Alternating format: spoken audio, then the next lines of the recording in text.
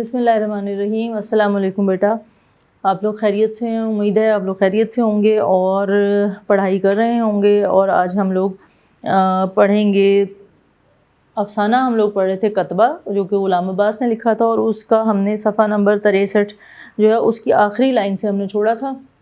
और यहाँ तक हमने ये पढ़ा था कि शरीफ हुसैन जो है वो बहुत मेहनत कोशिश करने के बावजूद उसकी जो मुलाजमत है उसमें उसे कोई तरक्की नहीं मिल सकी, और आहिस्ता आहिस्ता आहिस्ता आहिस्ता उसके जो बच्चे हैं वो जवान हो गए और उसके बेटे कुछ पढ़ लिख गए, कोई काम करने लगे। बड़ा बेटा माल गोदाम में रेलवे के महकमे में काम करने लगा, छोटा वाला जो था वो यानी बेटी से छोटा वो टाइपिस्ट बन गया, और जो सबसे छोटा बेटा था वो अभी FA कर रहा था। और जो है वो शरीफ हुसैन रिटायर हो गया था और उसको पेंशन मिलने लगी थी, और बड़े बेटे की तनख्वाह, दूसरे बेटे की तनख्वाह और शरीफ हुसैन की जो पेंशन थी वो मिल मिला के उसे कोई 150 रुपये महीना जो आमदनी उसकी हो जाया करती थी। यहाँ से हम इसको आगे जो है वो पढ़ना शुरू करेंगे जी। तो वो कहते हैं कि ये जो उसकी आमदनी थी इसमें उसकी ज़िंदगी जो है वो बखूबी गुज़र होने लगी, यानी आसानी से गुजारा हो जाता था। महंगाई का ज़माना नहीं था और इतनी आमदनी में भी सुकून से तसल्ली से गुज़र औक़ात हो जाया करती थी। अलावा अज़ीं उसका इरादा कोई छोटा मोटा व्यापार करने का भी था। व्यापार कहते हैं चीज़ें ख़रीदना और फिर उसको यानी बल्क में एक चीज़ जो है वो उठा लेना, ज़्यादा तादाद में चीज़ों को ख़रीद लेना और फिर उनको आगे मुनाफे पे बेचना, इसको व्यापार कहते हैं। इसको आप लोग कारोबार भी कह सकते हैं।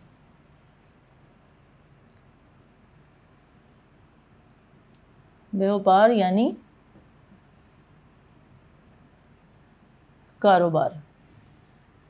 उसका इरादा था कि वो कोई छोटा मोटा काम कर लेगा, कोई कारोबार कर लेगा, मगर मंदे के डर से। मंदा कहते हैं नुकसान को। मंदा क्या है जी? नुकसान।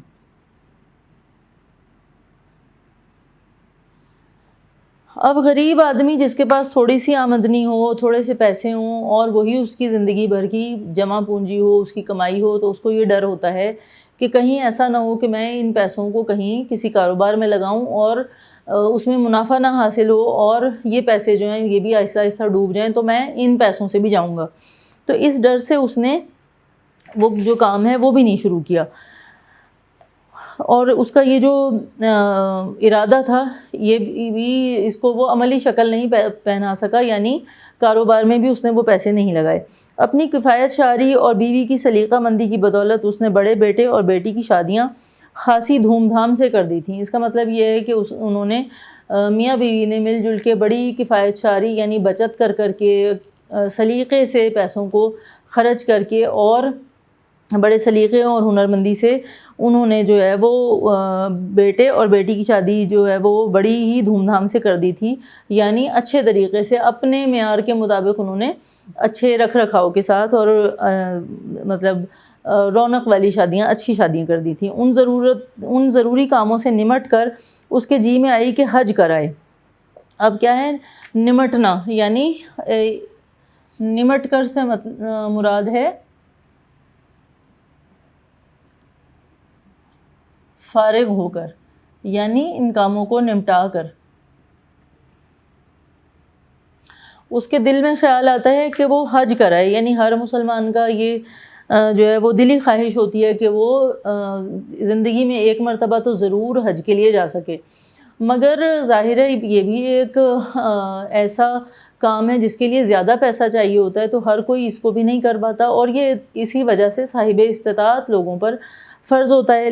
अब उसने जब अपने हालात देखे और अपने आगे ज़िंदगी के जो बखेड़े थे, जो काम थे, उनको देखा, तो उसने जो है वो हज का इरादा भी तर्क कर दिया। हज करने की भी उसको तौफीक ना हो सकी। अलबत्ता कुछ दिनों मस्जिदों की रौनक खूब बढ़ाई, यानी जब वो रिटायर हुआ और बच्चे बच्ची की शादी करके वो फारिग हो गया, तो अब उसके पास फुर्सत के कुछ लम्हे थे, तो वो मस्जिद जो करीब वाली थी उसकी रौनक में इजाफे का सबब बना, यानी पंजगाना नमाजी हो गया और वो हर नमाज मस्जिद में जाकर अदा करने लगा।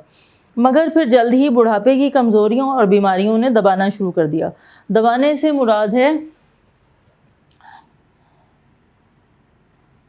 दबाना, यानी उसको कमज़ोर करना शुरू कर दिया।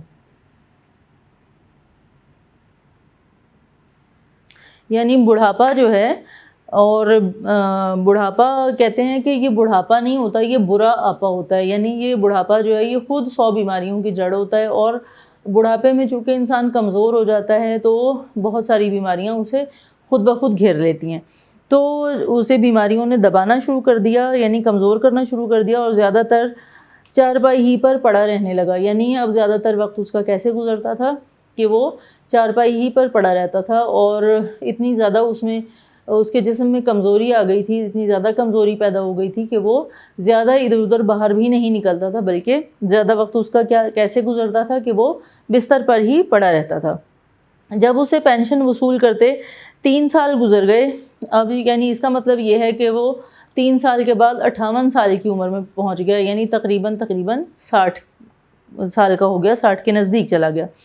تو کیا ہوا کہ ایک دن ایسا ہوا کہ جاڑے کی ایک رات کو وہ کسی کام سے بستر سے اٹھا. اب جاڑا کہتے ہیں شدید سردی کو، ایک ہوتی ہے سردی اور ایک ہوتا ہے جاڑا، یعنی شدید سردی، اور مہاوٹیں، اور جس میں کہ ہر وقت بادل چھائے رہتے ہیں، اور ایسے اوپر سے آسمان سے ایسے لگتا ہے جیسے باریک باریک سی برف گر رہی ہو. تو وہ شدید سردی کا جو زمانہ ہے اس کو جاڑا کہا جاتا ہے. جاڑے کی ایک رات کو وہ کسی کام سے بستر سے اٹھا، گرم گرم لحاف سے نکلا تھا.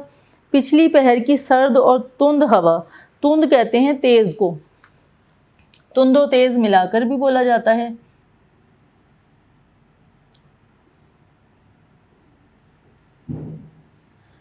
تند ہوا یعنی تیز ہوا. اب وہ کہہ رہے ہیں کہ رات کا جو تیسرا پہر ہے، یعنی صبح ہونے کے نزدیک کا وقت، وہ وقت تھا، اور اس وقت سردی میں بھی اضافہ ہو جاتا ہے، اور اس وقت جو ہے وہ سرد اور تند ہوا جو ہے وہ چل رہی تھی، اور وہ جو ہوا تھی وہ تیر کی طرح اس کے سینے میں لگی اور اسے نمونیا ہو گیا. اب وہ کمزور تو پہلے ہی تھا، بستر پہ پڑا رہتا تھا. اب رات کو بستر میں جب انسان لیٹا ہوا ہوتا ہے تو سردی کے موسم میں لحاف اوڑھا ہوا تو اس میں گرمائی آ جاتی ہے. اب جب کوئی انسان جو ہے وہ بستر میں سے گرم گرم نکلے گا اور باہر ٹھنڈی ہوا چل رہی ہے اور وہ احتیاط نہ کرے، اپنے آپ کو جرسی سویٹر سے یا چادر سے نہ ڈھانپے، تو ڈائریکٹ جو ہوا جو ایک دم اس کو فوری طور پہ لگتی ہے تو اس سے اس کو سردی لگ کر بیمار ہونے کا خدشہ ہوتا ہے. یہی اس کے ساتھ بھی ہوا کہ اس کو وہ سردی لگی اور اس کو نمونیا ہو گیا. بیٹوں نے اس کے بہتیرے علاج معالجے کرائے، یعنی اس کا بہت زیادہ جو ہے وہ علاج کیا، جو ان کی سمجھ میں آ سکا، جتنا بھی وہ جو ہے حکیموں ڈاکٹروں جن کے پاس بھی یہ لے جا سکتے تھے ان کے پاس لے کے گئے اور علاج کرایا. اس کی بیوی اور بہو دن رات اس کی پٹی سے لگی بیٹھی رہتی. پٹی کہتے ہیں پلنگ، آپ نے دیکھا ہوگا چارپائی یا پلنگ، اس کا جو چوکھٹا ہوتا ہے، اس کی جو لمبی والی سائیڈ ہوتی ہے اس کو پٹی کہا جاتا ہے. تو اس پلنگ کی جو پٹی ہے اس سے لگ کے بیٹھی رہتی، سارا دن اس کا خیال رکھتی، اس کی ضرورتوں کا خیال رکھتی اور اس کے آرام کا خیال رکھتی. اس کو کسی چیز کی ضرورت ہو، دوا کب دینی ہے، کھانے پینے کے لیے کیا دینا ہے، اور اس کی بہت زیادہ جو ہے وہ دیکھ بھال کرتی. مگر کیا ہوا کہ وہ کوئی 4 دن بستر پر پڑے رہنے کے بعد مر گیا.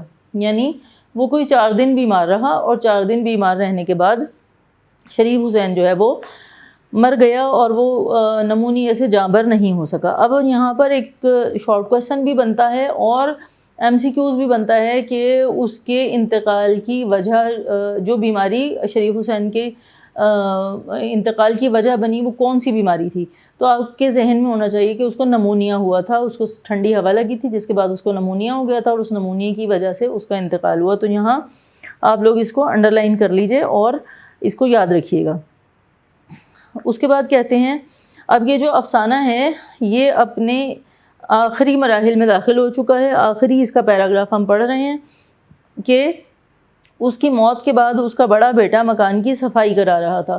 اب بڑا بیٹا گھر کا سربراہ ٹھہرا، یعنی وقت نے اس کو گھر کا بڑا بنا دیا، اور وہ گھر کی صفائی کرا رہا تھا کہ پرانے اسباب کا جائزہ لیتے ہوئے. اسباب سے مراد ہے سامان.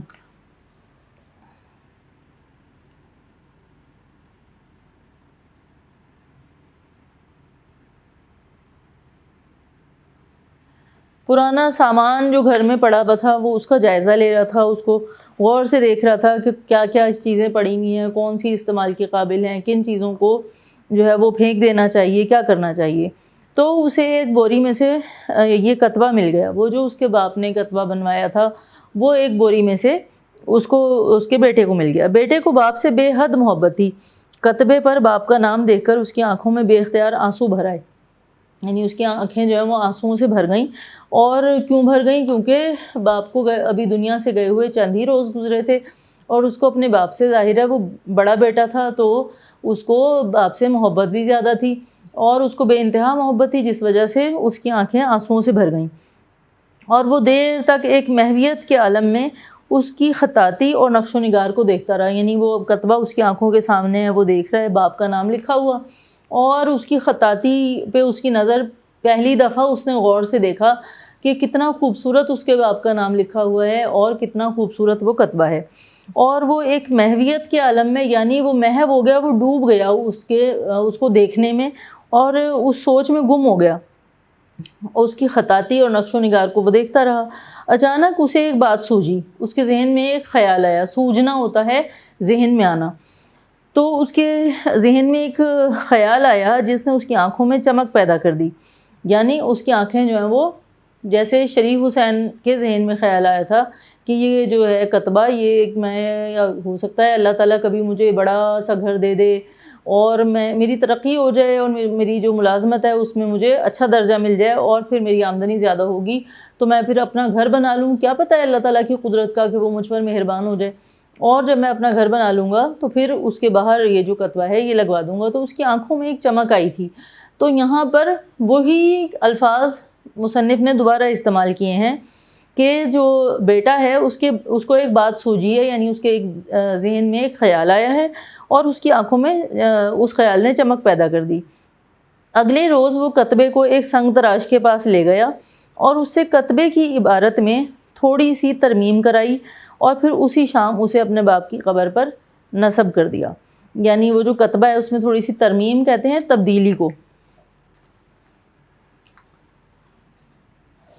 ترمیم یعنی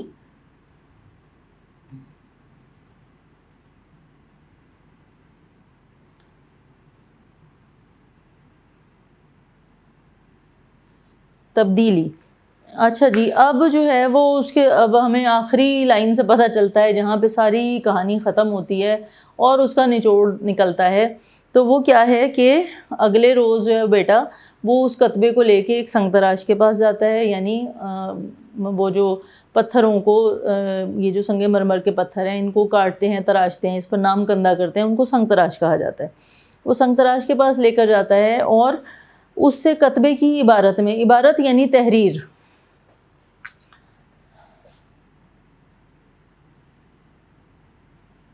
عبارت سے مراد ہے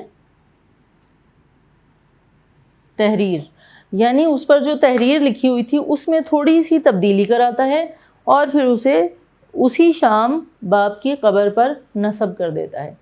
اب یہاں پر اس افسانے کا جو نتیجہ نکل رہا ہے، جو نچوڑ نکل رہا ہے، وہ یہ ہے کہ غریب انسان جو ہے، غریب آدمی، ہمارے معاشرے میں کیا، ہر معاشرے میں ہی غریب لوگ جو ہیں وہ زندگی کے بارے میں خواب دیکھتے ہیں، اچھے اچھے خواب دیکھتے ہیں، اچھی اچھی تصویریں ان کے ذہن میں ابھرتی ہیں، مگر غربت کی وجہ سے وہ اپنے خوابوں کو تعبیر کی شکل نہیں دے سکتے، نہیں دے پاتے، عملی شکل نہیں دے پاتے، اور اسی طرح دنیا سے چلے جاتے ہیں۔ ان کی جو خواہشیں ہیں، ان کے جو ارمان ہیں وہ پورے نہیں ہوتے، اور وہ آرزوئیں، خواہشیں ان کے دل میں دبی کی دبی رہ جاتی ہیں، اور وہ اس دنیا سے چلے جاتے ہیں، کبھی بھی ان کو ان کے خوابوں کی تعبیر نہیں مل پاتی۔ ہم نے دیکھا کہ کتبہ جو ہے آخر میں شریف حسین کی قبر کے اوپر لگ گیا، بجائے اس کے کہ اس کے گھر کے دروازے کے باہر لگتا۔ تو یہ تھا ہمارا افسانہ کتبہ، اور کتبہ نام ہی اس کو اس لیے دیا گیا تھا کہ کیونکہ جو شریف حسین ہے، جو اس پورے افسانے کا مرکزی کردار ہے، اس کے گرد یہ ساری کہانی گھومتی ہے، اور اس کہانی میں اس کتبے کا بڑا اہم وہ ہے، اس کی اہمیت ہے اس کتبے کی، کہ وہ لیا کس لیے گیا تھا۔ ساری زندگی اس نے جو ہے وہ شریف حسین نے اس کو سنبھال کر رکھا، اور لیکن وہ زندگی کے اتار چڑھاؤ کی وجہ سے گھر کے مختلف حصوں میں جو ہے وہ رکھا جاتا رہا، اور اس کی رنگ، اس کی حیت میں بھی فرق پڑ گیا۔ لیکن پھر جب اس کے بیٹے نے اس کو شریف حسین کی وفات کے بعد دیکھا تو اس کے ذہن میں یہ خیال آیا کہ اس کا تو بڑا اچھا مصرف ہے، اور وہ یہ کہ کتبے تو قبروں پہ بھی لگتے ہیں، نام تو قبروں پہ بھی، نام کی تختی تو قبروں پر بھی لگتی ہے، تو کیوں نہ میں اپنے باپ کی قبر پر، یہ کتبہ بڑا خوبصورت ہے، نام بھی لکھا ہوا ہے، تو کیوں نہ میں اس کو اپنے باپ کی قبر پر لگوا دوں۔ اس نے اس کو اپنے باپ کی قبر پر لگوا دیا، اور اس میں جو اس نے تھوڑی سی تبدیلی کرائی وہ یہ کرائی، اب آئیے ذرا اس کا جو پہلا صفحہ ہے جہاں سے افسانہ کتبہ شروع ہو رہا ہے، وہاں دیکھیے، وہاں لکھا ہوا ہے، جو یہ کتبہ بنا ہوا ہے اس پہ سب سے اوپر جو ہے وہ لکھا ہوا ہے انا للہ و انا الیہ راجعون۔ یہ قرآن کی ایک آیت ہے جس کا مطلب یہ ہے کہ بے شک ہم اللہ تعالیٰ کی طرف سے آئے ہیں اور ہمیں اسی کی طرف پلٹ کر جانا ہے، اور جب کوئی اس دنیا سے جاتا ہے تو ہم اس کی مرنے کی خبر جب سنتے ہیں تو ہم یہی الفاظ دہراتے ہیں، اور اکثر آپ نے قبروں پر لکھے ہوئے بھی دیکھے ہوں گے۔ تو بیٹے نے جب اس میں تھوڑی سی ترمیم کرائی تو اس سنگ تراش نے اوپر یہ لائن جو ہے وہ باریک باریک سے لفظوں کے ساتھ لکھ دی۔ اس کے بعد نام تو لکھا ہی ہوا تھا شریف حسین، اس کے ساتھ بریکٹ میں اس نے چھوٹا سا لکھ دیا مرحوم۔ اب چونکہ وہ دنیا میں نہیں ہے تو وہ دنیا سے جا چکا ہے، تو اس کے نام کو بریکٹ میں نام کے ساتھ مرحوم لکھ دیا گیا، اور نیچے جو ہے وہ ایک شعر لکھ دیا گیا، آسماں تیری لحد پر شبنم افشانی کرے، سبزہ نورستہ اس گھر کی نگہبانی کرے۔ علامہ اقبال کا بہت ہی خوبصورت شعر ہے جو انہوں نے فاطمہ بنت عبداللہ کے نام ایک نظم لکھی تھی، یہ بھی پھر کسی وقت ہم اس پر بات کریں گے، فاطمہ بنت عبداللہ کون تھی اور اس کے نام یہ نظم کیوں لکھی تھی، لیکن بہرحال اگر آپ ان کا کلام نکالیں تو فاطمہ کے نام جو انہوں نے نظم لکھی ہے اس کا آخری جو شعر ہے وہ ہے آسماں تیری لحد پر، یعنی تیری قبر پر شبنم افشانی کرے، یعنی شبنم کے جو ٹھنڈے ٹھنڈے قطرے ہیں ان کو ٹپکاتا رہے، یعنی قبر جو ہے وہ ٹھنڈی رہے۔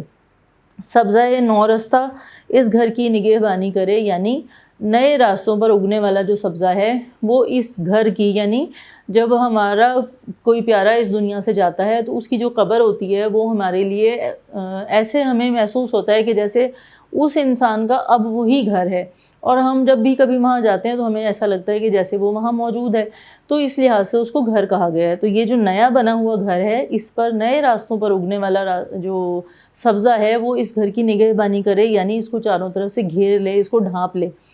مراد کیا ہوتی ہے کہ وہ جو قبر ہے وہ ٹھنڈی رہے اور وہ جو ہے وہ ہری بھری رہے، اور یہ ایک ہمارے ذہن میں تصور ہے قبر میں جانے کے بعد جو ہے وہ انسان پر جزا اور سزا کا جو ہمارا دین ہمیں تصور دیتا ہے، اس لحاظ سے بھی ہم سمجھتے ہیں کہ قبر میں ٹھنڈک سیلک ہونا، اس کے اوپر سبزہ ہونا، یہ جو قبر میں موجود انسان ہے اس کی مغفرت ہونے کی شاید علامت ہے، اور اس وجہ سے یہ جو شعر ہے یہ اکثر جو ہے وہ قبروں کے اوپر ہم نے لکھا ہوا دیکھا بھی ہے۔ اور یہ جو شعر ہے یہ ایک دعا کی شکل میں ہے جو علامہ اقبال نے فاطمہ کے لیے دعا کی تھی، اور وہ جو شعر ہے وہ بھی یہ بتاتا ہے کہ یہ کتبہ کسی قبر پہ لگنے کے لیے بنایا گیا ہے، کیونکہ اس دنیا سے جانے والے کے لیے دعا کی جا رہی ہے۔ تو یہ ہمارا افسانہ تھا کتبہ، اور دیکھیے آخر میں اس کا جو ماخذ ہے وہ بھی لکھا ہوا ہے، اس کے آخر میں بریکٹ میں لکھا ہوا ہے آنندی۔ تو آنندی جو ہے یہ ماخذ ہے اس کا، جو ان کے افسانوں کی کتاب تھی اس کا نام تھا آنندی، اور وہاں سے یہ کتبہ افسانہ جو ہے یہ لیا گیا تھا۔ اب آ جاتے ہیں ذرا اسی صفحے پر جو مشق ہے اس کے کثیر الانتخابی سوالات کے جوابات کی طرف، یہیں اس کو بھی ہم ساتھ کے ساتھ ہی کر لیتے ہیں۔ جی، درست جواب پر ٹک کا نشان لگائیں، یعنی آپ کو یہ نشان لگانا ہے، 4 آپشنز ہوتی ہیں کسی بھی ایم سی کیو میں آپ کے 9th اور 10th کلاس میں، اور اس کا آپ کو پتہ ہی ہے کس طرح سے اس کو جو ہے وہ حل کرنا ہے۔ آپ کو ایک صفحے پہ کثیر الانتخابی سوالات جو ہیں وہ لکھے ہوئے اسٹیٹمنٹ، یعنی ایک لائن لکھی ہوئی ہوتی ہے، اس کے نیچے اس کی 4 آپشنز ہوتی ہیں، اس میں سے کسی ایک آپشن کو آپ کو ٹک کرنا ہوتا ہے، اور یہ 15 نمبر کے آپ کے ایم سی کیوز آتے ہیں 9th کلاس میں بھی اور 10th میں بھی۔ اور یہ جو ایم سی کیوز ہیں یہ آپ اس صفحے پر تو ٹک کر ہی لیتے ہیں، اس کے بعد آپ کو ایک ببل شیٹ ملتی ہے جس میں آپ کو ہر نمبر کا جو سوال ہے اس نمبر کے اکارڈنگ دیکھنا ہوتا ہے، آگے وہ نمبرنگ ہوتی ہے، یعنی 1 2 3 4 5 لکھا ہوا ہوگا اور اس کے آگے 4 ببل بنے ہوئے ہوں گے، تو جو بھی صحیح آپشن والا جو ببل ہے وہ آپ کو اس کو فل کرنا ہوتا ہے۔ یہ طریقہ ہوتا ہے آپ کے ایم سی کیوز کا 9th کلاس میں بورڈ میں۔ تو اس طریقے سے آپ کو اس کو حل کرنے کے لیے ٹرم پیپر جو آپ کے ہوں گے اس میں بھی، اور جو آپ کا جو سالانہ امتحان ہوگا بورڈ کا، اس میں بھی آپ کو اس طرح سے اس کو حل کرنا ہوگا۔ تو اس کا جو پہلا ہے کثیر الانتخابی سوال، وہ ہے شریف حسین کو تانگے میں سوار ہونے کا لطف ملتا تھا۔ 4 آپشنز ہیں، اس میں سے دوسری جو آپشن ہے وہ ٹھیک ہے۔ مہینے کے ابتدائی چند روز میں، ابتدائی روز لکھا ہوا ہے، یہی ٹھیک ہے۔ اس کے بعد سوال نمبر 2 ہے شریف حسین کی جیب میں کچھ رقم اس لیے تھی کہ یعنی وجہ پوچھی ہے، تو آگے 4 آپشنز ہیں، اس میں سے آخری والی آپشن ٹھیک ہے کہ اس کی بیوی اور بچے میکے گئے ہوئے تھے۔ اس کے بعد اگلا سوال ہے کلرکوں میں لوگ شامل تھے، کتنے لوگ شامل تھے یا کس طرح کے لوگ شامل تھے؟ تو اس میں بھی آخری آپشن جو ہے وہ ہر عمر کے لوگ شامل تھے، یہ والی آپشن جو ہے یہ ٹھیک ہے، اس پہ ٹھیک کا نشان لگا لیں۔ اور اگلی سٹیٹمنٹ ہے شریف حسین کے خیال میں سنگ مرمر کے ٹکڑے کا مصرف تھا کہ اسے کہاں لگایا جائے؟ مصرف کا مطلب ہے استعمال۔ اس کی جو تیسری آپشن ہے صدر دروازے پر لگایا جائے، یعنی گھر کا مرکزی دروازہ، اس پر اس کو لگایا جائے، تو یہی اس کی صحیح درست آپشن ہے۔ اس کے بعد اگلا ہے کہ شریف حسین کی موت کے بعد سنگ مرمر کا ٹکڑا، آگے خالی جگہ ہے، کہاں لگا؟ یہ اس کا جو حصہ یہ پوچھا گیا ہے۔ تو آخری اس کی جو آپشن ہے وہ ہے اس کی قبر پر، اس کی قبر کا کتبہ بنا، وہ جو کتبہ جو وہ سنگ مرمر کا ٹکڑا تھا شریف حسین کی وفات کے بعد اس کی قبر کا کتبہ بنا، یہ اس کی صحیح آپشن ہے۔ اچھا جی، اس کے بعد ہیں جی ہمارے ایم سی کیوز، تو ہم نے کر لیے، اس کے بعد ہم کریں گے شارٹ کویسچن۔ جی، آپ کے نوٹس کا صفحہ نمبر ہے 102، اور اس پر دیکھیے آپ کے جو کتاب میں موجود شارٹ کویسچنز ہیں، مختصر سوالات ہیں، ان کے مختصر جوابات آپ کو یہاں پہ مل جائیں گے، اور اس کے علاوہ بہت سارے جو اضافی سوالات ہیں وہ بھی ہم نے آپ کے نوٹس میں شامل کیے ہیں، تاکہ کسی بھی طرح سے کوئی سوال آئے تو اس کو آپ لوگ جو ہے وہ حل کر سکیں۔ پہلا سوال ہے شریف حسین اپنے دفتر میں کس حیثیت سے ملازم ہوا تھا؟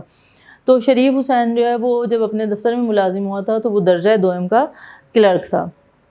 کلرکوں کی ٹولیوں میں کس طرح کے لوگ شامل تھے؟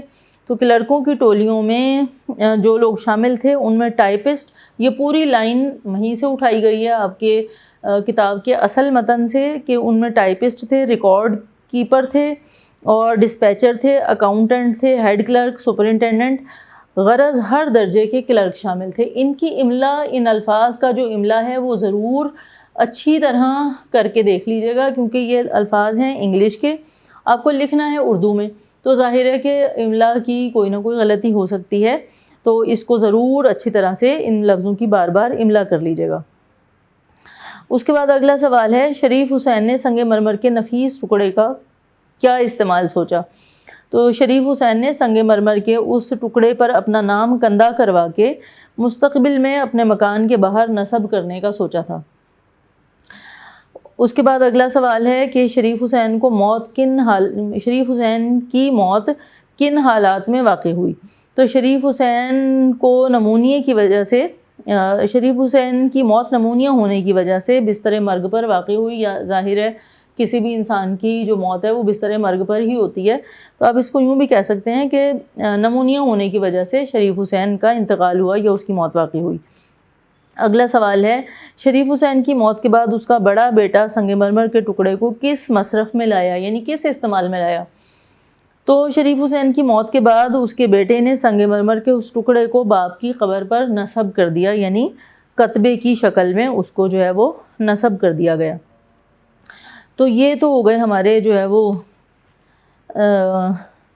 شارٹ کویسچنز، اور اس کے بعد ہے لفظوں کو یا تراکیب کو جملوں میں استعمال کریں۔ تو ہم جملے تو 9th کلاس میں نہیں بناتے، نہ ہی ہمارے بورڈ کے پیٹرن میں ہمارے جو جملے ہیں وہ شامل ہوتے ہیں، الفاظ سے جملے نہیں بنوائے جاتے۔ ہاں البتہ یہ ہے کہ آپ لوگ اگر جملے بنا لیں گے تو اس سے یہ فائدہ ہوگا کہ آپ کو ان الفاظ کو استعمال کرنا آ جائے گا، تو یہ آپ کا کام ہے، اس کو آپ کر لیجیے گا۔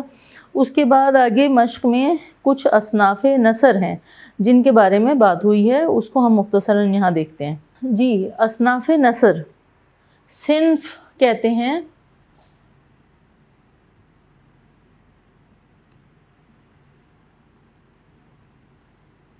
قسم کو، اور اس کی جمع ہے اصناف یعنی اقسام.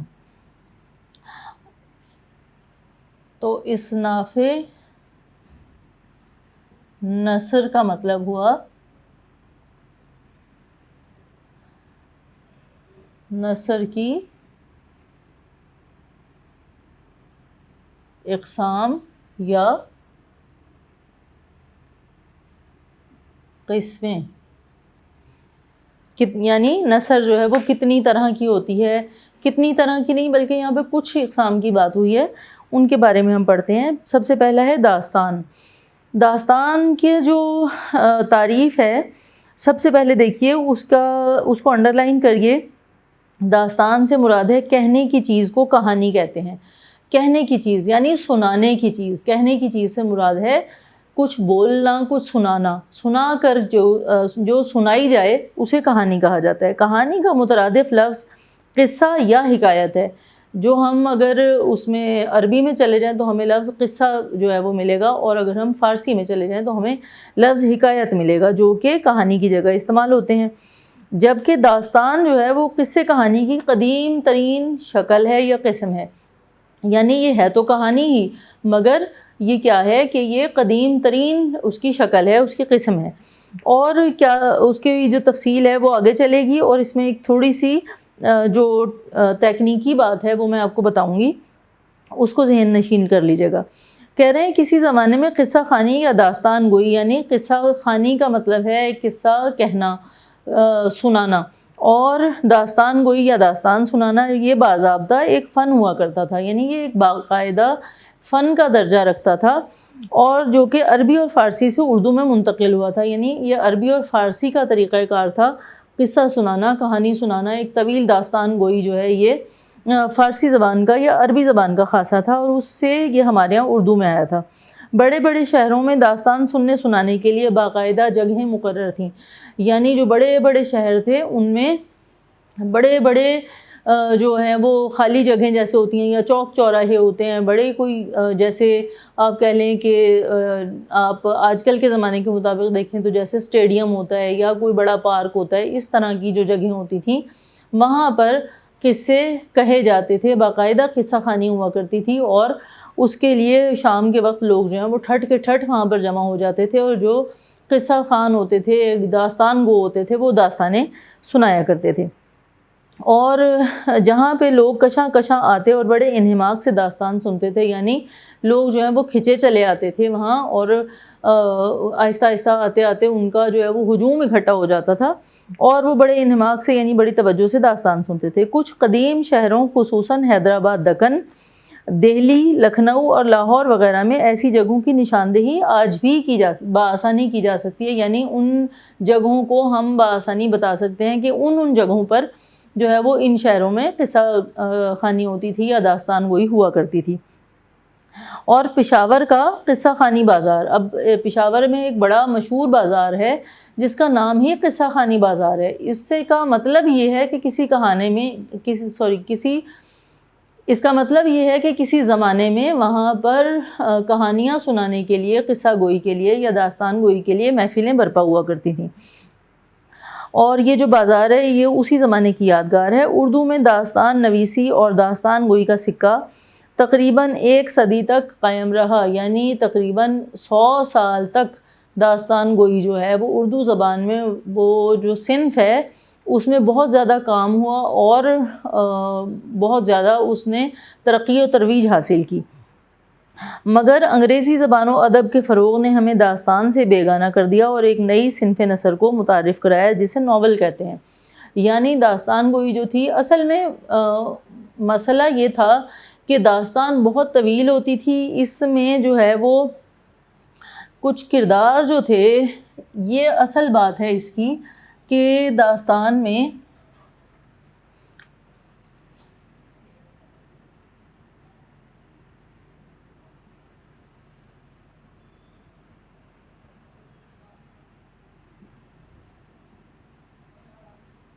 مافوق الفطرت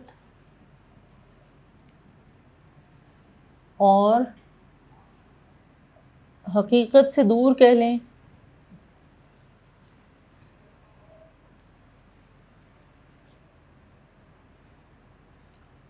غیر مرئی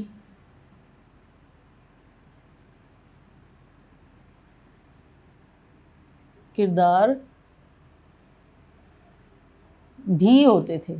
صرف یہی تو نہیں ہوتے تھے، ایسے کردار بھی ہوتے تھے.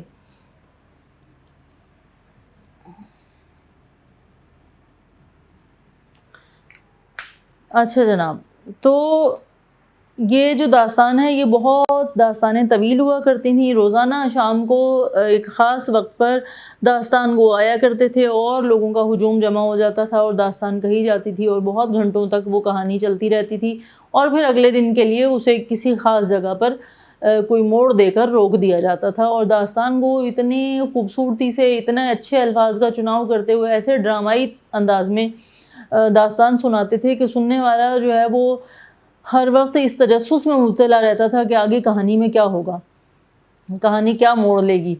لیکن کیونکہ اس کو بہت زیادہ فارغ وقت اس کے لیے چاہیے تھا، بہت زیادہ وقت درکار تھا، اور پھر زندگی جیسے جیسے زیادہ مصروف ہوتی چلی گئی، ہماری زندگی جو ہے وہ ہم نے وقت کو تقسیم کر لیا کہ کس وقت میں ہمیں کیا کرنا ہے، کس وقت میں کیا کرنا ہے. ملازمت ہے، نوکری ہے، کاروبار ہے، گھر کو وقت دینا ہے، اور زندگی جو ہے وہ زیادہ سے زیادہ بھاگ دوڑ میں گزرنے لگی کہ ہم زیادہ سے زیادہ روپیہ کما لیں اور زندگی کی آسائشوں کو حاصل کر لیں وغیرہ وغیرہ. تو اس وجہ سے داستان گوئی جو ہے وہ جیسے انگریزوں کے یہاں سے ختم ہوئی تھی، اسی طرح ہمارے اردو ادب میں سے بھی ختم ہو گئی، اور اس کی جگہ ایک نئی صنف ادب نے لے لی. اور وہ صنف ادب کیا تھا؟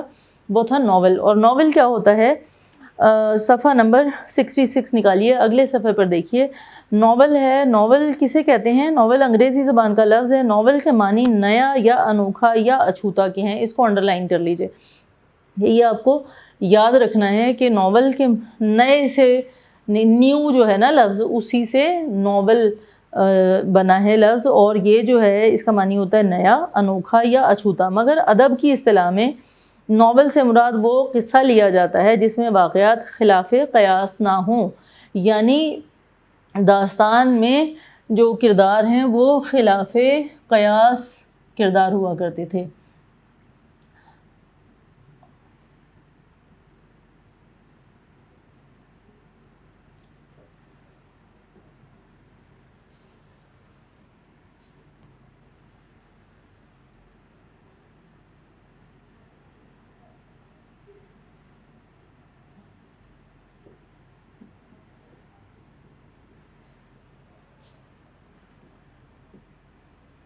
اور یہ جو ہم نے تعریف لکھی ہے یہ داستان کی ہے. ناول کیا ہے؟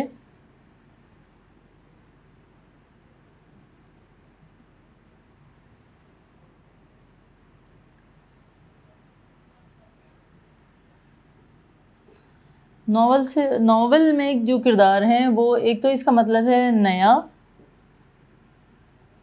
اچھوتا یا انوکھا. مگر اردو زبان کی اصطلاح میں ناول سے مراد ہے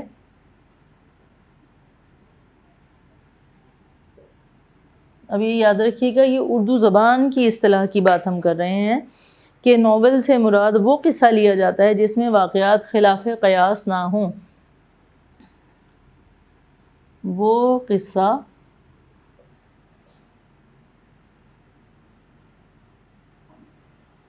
جس میں کردار خلاف قیاس نہ ہوں، یعنی اندازے سے ہماری جو روزمرہ زندگی ہے اس میں وہ کردار پائے جاتے ہوں، یعنی ہماری زندگی سے قریب تر ہوں. اس میں ایسے کردار نہ ہوں جو غیر مرئی ہوں، جو مافوق الفطرت ہوں، یعنی جن بھوت پریوں کے جو واقعات ہیں، دیو آ گیا اور اس نے کچھ کر دیا، یا کوئی جادو ہو گیا اور جادو کی وجہ سے کچھ ایسا ہو گیا کہ جو عام زندگی میں، حقیقی زندگی میں جو نہیں ہو پاتا، تو اس طرح کے کردار نہ ہوں. اور داستان کے برعکس ناول کی بنیاد حقیقت اور فطرت پر اٹھائی جاتی ہے، اور فرضی، خیالی اور مافوق الفطرت باتوں سے اجتناب کیا جاتا ہے، یعنی ان سے احتراز برتا جاتا ہے، ان سے جو ہے وہ دوری اختیار کی جاتی ہے۔ اجتناب برتنے کا مطلب ہوتا ہے احتراز کرنا یا دوری برتنا۔ تو ناول جو ہے اس میں اس کے جو کردار ہیں وہ ایسے ہوں گے جو حقیقت پر مبنی ہوں، اور وہ کہ مافوق الفطرت نہ ہوں، اور ایسے نہ ہوں کہ جن کو جو ہے وہ مطلب ایسے فرضی خیالات اس میں شامل نہ ہوں۔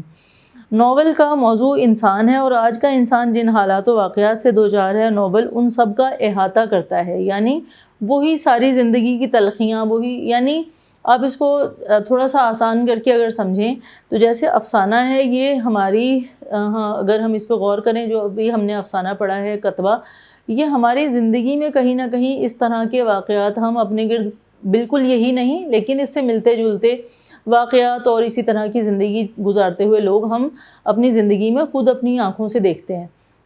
تو یہ ایک حقیقی کہانی لگتی ہے ہمیں، حقیقت سے بہت قریب لگتی ہے یہ کہانی۔ اور اسی طرح جو ناول ہے اس میں بھی اسی طرح کی کہانیاں ہوتی ہیں، یعنی حقیقت سے نزدیک تر، لیکن اس میں فرق کیا ہوتا ہے، داستان اور افسانے سے ہٹ کر کیوں ہے ناول؟ وہ اس لیے کہ افسانے میں ایک ہی کردار کی بات ہو رہی ہے، اسی کردار کے گرد ساری کہانی گھوم رہی ہے، اور یہ کہانی بہت طویل نہیں ہوتی۔ یہ جو ہم نے ابھی کتبہ پڑھا ہے، یہ 2-3-4 صفحے کا تھا جو ہم نے پڑھا، جبکہ ناول جو ہے وہ کافی ضخیم بھی ہو سکتا ہے، چھوٹا بھی ہو سکتا ہے، یعنی اس کی ضخامت بہت زیادہ نہیں ہوگی، لیکن وہ ایک طویل کہانی ہوتی ہے، اور اس میں ایک کہانی کے ساتھ ساتھ دوسری، تیسری اور چوتھی کہانی بھی چل رہی ہوتی ہے، اس میں کردار بھی ایک سے زیادہ ہوتے ہیں، اور ایک کہانی بعض دفعہ دوسری کہانی سے ملی ہوئی ہوتی ہے، یا کہانیاں ساتھ ساتھ 2-3 چل رہی ہوتی ہیں، اور وہ جو ہے مختلف کرداروں کی شکل میں پیش کی جاتی ہیں، تو وہ جو ہے وہ ناول کہلاتا ہے۔ اب یہ نہ تو داستان ہے اور نہ ہی یہ افسانہ ہے، کیونکہ افسانہ ایک کردار کے گرد گھومتا ہے اور چھوٹا ہوتا ہے، اور اس میں جو ہے وہ جو مرکزی کردار ہوگا اسی کے بارے میں بات ہوگی ساری، لیکن ناول میں زیادہ کردار ہوں گے، زیادہ کہانیاں ہوں گی، مگر یہ داستان سے کس طرح سے مختلف ہے؟ اس طرح سے مختلف ہے کہ اس میں مافوق الفطرت باتیں نہیں ہوتی، جن، بھوت، پریت، جادو، اس طرح کی کوئی چیزیں جو ہیں وہ اس میں شامل نہیں ہوتی، اور پھر ان کو شامل کر لینے سے جو منظر کشی کی جاتی تھی یا کوئی کردار بنائے جاتے تھے وہ بھی نہیں ہوتے۔ تو اصل میں جو ناول ہے وہ ہماری زندگی میں جو ادھر ادھر ہمارے ارد گرد کردار ہوتے ہیں، جو ہمارے گرد موضوعات ہوتے ہیں، وہی انہی کو لیے ہوئے ہوتا ہے جو آج کا ناول ہے۔ ناول جو ہے یہ آج بھی پڑھے جانے والی صنف ہے، یعنی آج کے دور میں بھی بہت شوق سے پڑھا جاتا ہے۔ تقریباً سبھی نقادان ادب، یعنی ادب پر تنقید کرنے والے، نقادان سے مراد ہے یہاں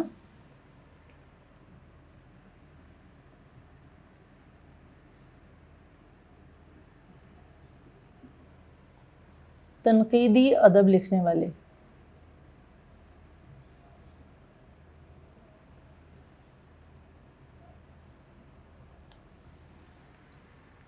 تو جو تنقیدی ادب لکھنے والے ہیں، جن میں کہ ڈپٹی نذیر احمد جو ہیں ان کو اردو کا پہلا ناول نگار تسلیم کرتے ہیں، یعنی اردو ادب پر جن لوگوں نے تنقید لکھی انہوں نے بھی ڈپٹی نذیر احمد، جن کا کہ ہم نے آپ کی 9th کی جو کتاب ہے اس میں ایک ان کے ناول میں سے ایک حصہ تھا جس کا نام تھا کلیم اور ظاہر دار بیگ، وہ ہم نے پڑھا بھی ہے 9th کلاس میں۔ تو وہ جو ہے وہ ڈپٹی نذیر احمد کا لکھا ہوا تھا، اور تقریباً سبھی جو ادب پر جنہوں نے تنقید لکھی ہے وہ ڈپٹی نذیر احمد کو اردو کا پہلا ناول نگار تسلیم کرتے ہیں۔ اس چیز کو ذہن نشین رکھیے گا، اور یہ آپ سے کہیں نہ کہیں پوچھی بھی جا سکتی ہے۔ اس کے بعد آ جاتا ہے افسانہ۔ افسانہ کیا ہے؟ افسانہ ابھی ہم نے پڑھا ہے مگر ہم اس کی تعریف جو ہے وہ پڑھ رہے ہیں۔ افسانہ، جس کو انگریزی زبان میں شارٹ سٹوری کہا جاتا ہے، یہ ایک ایسی مختصر تحریر کا نام ہے جس میں کسی واقعی، کردار یا لمحے کی جھلک دکھائی جاتی ہے، یعنی ایک کردار، اس کا کوئی ایک واقعہ یا کسی لمحے کی جو جھلک ہے، کسی خاص وقت کی جو جھلک ہے وہ دکھائی جاتی۔ اردو زبان میں افسانہ انگریزی ادب کے اثر سے آیا تھا، یعنی انگریزی ادب میں افسانے لکھے جاتے تھے اور وہاں سے افسانہ جو ہے وہ ہمارے انگریزی ادب میں شامل ہوا۔ اور مغربی زبان میں یعنی انگریزی زبان میں افسانے سے پہلے طویل قصے، کہانیاں اور ناول لکھنے کا رواج تھا، مگر جوں جوں انسان عدیم الفرصت ہوتا گیا، یعنی اس کے پاس وقت جو ہے اس کی کمی ہوتی چلی گئی، تو وہ کسی ایسی صنف ادب کی ضرورت محسوس کرنے لگا جو کم سے کم وقت میں پڑھنے والے کو مسرت اور تسکین کے لمحات میں اثر کر سکے، یعنی اس کو خوشی بھی ہو، پڑھ کر اچھا بھی لگے، مگر کم وقت میں اس کو پڑھ کے ختم کر سکے۔ چنانچہ افسانہ لکھا جانے لگا۔ شامل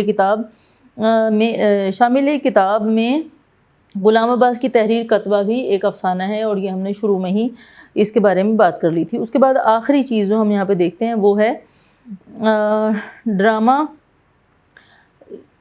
یعنی ڈرامہ نگاری کیا ہوتی ہے۔ تو ڈرامہ انگریزی زبان کا لفظ ہے جس کے لغوی معنی ہے، یعنی اگر آپ لغت کھول کے دیکھیں، ڈکشنری میں دیکھیں، وہاں پہ اس کا معنی لکھا ہوا نظر آئے گا، عمل کر کے دکھانا، یعنی وہ جو ہے کہیں سٹیج پر یا کہیں پر عملی شکل میں دکھایا جائے، اس کو ڈرامہ کہتے ہیں۔ یعنی ایسی تحریر جس کو جو ہے وہ شوٹ کیا جا سکے، جس کو فلم بند کیا جا سکے، اور کہیں یا پھر کسی سٹیج پر جس کو پرفارم کیا جا سکے، عملی شکل میں کر کے دکھایا جا سکے، اس کو ڈرامہ کہتے ہیں۔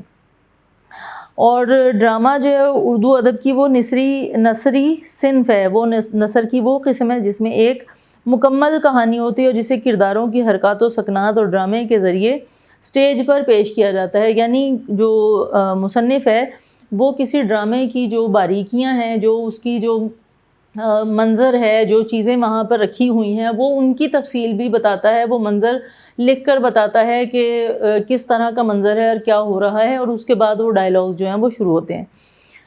اور عام طور پر ڈرامے دو طرح کے ہوتے ہیں، ایک المیہ اور دوسرے تربیہ۔ المیہ جو ہے یہ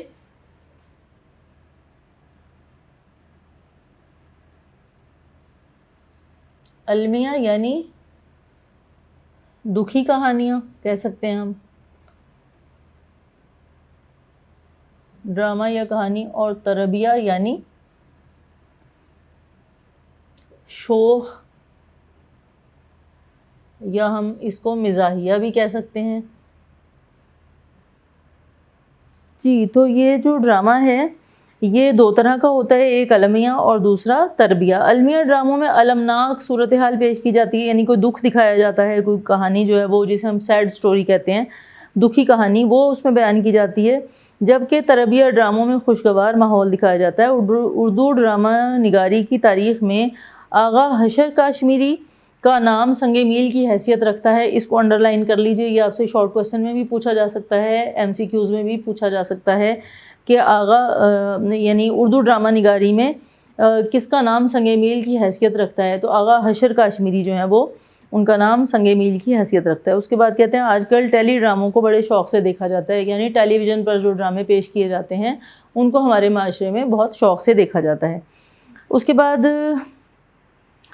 یہ صحیح درست ہیں، یہ ہمارے اس میں نصاب میں شامل نہیں ہوتے، اور یہ جو ہے آگے کچھ الفاظ ہیں جن کے اعراب لگانے ہیں۔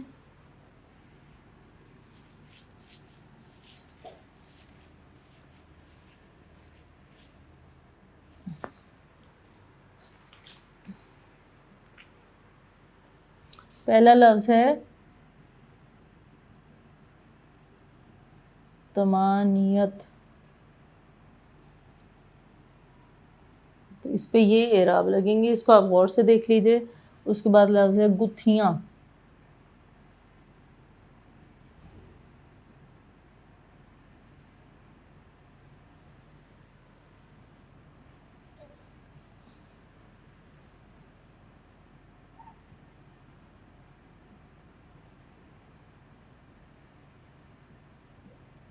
گتھیاں، یہ اس کے اعراب ہوں گے۔ اور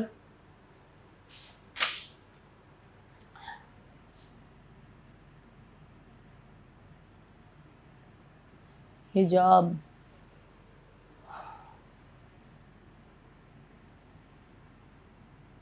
مسلط، اور اس کے بعد لفظ ہے مشقت۔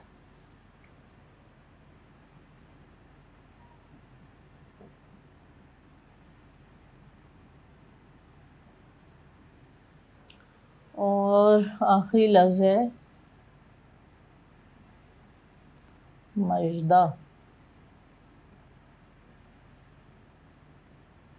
جی یہ تھے ہمارے اعراب کے کچھ الفاظ جو کہ ہم نے کیے، اور اس سے اگلا سوال ہے درج ذیل پیراگراف کو توجہ سے پڑھیں اور آخر میں دیے گئے سوالوں کے جواب تحریر کریں. اور یہ ہمارا تفہیم عبارت کا سوال کہلاتا ہے، جو کہ ایک پیراگراف ہوتا ہے، اسی میں سے ہمیں جواب ڈھونڈنے ہوتے ہیں. اور یہ بہت آسان سی سرگرمی ہے. اور یہ جو ہے اس میں آخر میں یہ جو پیراگراف ہے اسی سے متعلق 5 سوال دیے گئے ہیں، اور اس کو جو ہے وہ آپ لوگ اسی پیراگراف میں سے ڈھونڈ کر ان سوالوں کے جواب لکھیں گے. اور وہیں سے یا تو وہ لائن ویسی کی ویسی ہی لے لی جاتی ہے، یا ہم پیراگراف پڑھنے کے بعد ہمیں اندازہ ہو جاتا ہے کہ اس سوال کا جواب کیا ہے، تو ہم اس کو جو ہے وہ حل کر لیتے ہیں. اور یہ آپ کا جو نوٹس ہیں آپ کے، اس میں صفحہ نمبر 104 104 اس پر دیکھیے. 104 پر اقتباس لکھا ہوا ہے اور اس کے سوال ہیں اور پھر ان کے جواب بھی دیے گئے ہیں. تو یہ آپ یہاں سے اس کو کر سکتے ہیں. اور خلاصے کے لیے بھی آپ لوگ یہ جو آپ کے نوٹس ہیں اسی میں سے اس کا خلاصہ جو ہے وہ یاد کریں گے. صفحہ نمبر 96 پہ اس کا خلاصہ موجود ہے. کثیر الانتخابی سوالات بھی بہت سارے ہم نے اضافی بھی شامل کر رکھے ہیں، اور جو شارٹ کویسچنز ہوتے ہیں وہ بھی ہیں. تو آپ لوگ اپنے نوٹس سے اس کی تیاری کر سکتے ہیں. تو یہ تھا ہمارا سبق کتبہ، جس کو ہم نے آج ختم کیا. مجھے اجازت دیجیے اگلے لیکچر تک کے لیے. خدا حافظ. اللہ حافظ. جی بیٹا، یہ تو تھا ہمارا سبق کتبہ جو آج ہم نے مکمل کیا، اس کی مشق کی، اور آپ کو تھوڑا سا جو ہے وہ سمجھ آیا ہوگا کہ افسانہ کہتے کس کو ہیں. آج تک کے لیے، ابھی تک کے لیے مجھے اجازت دیجیے. اللہ حافظ.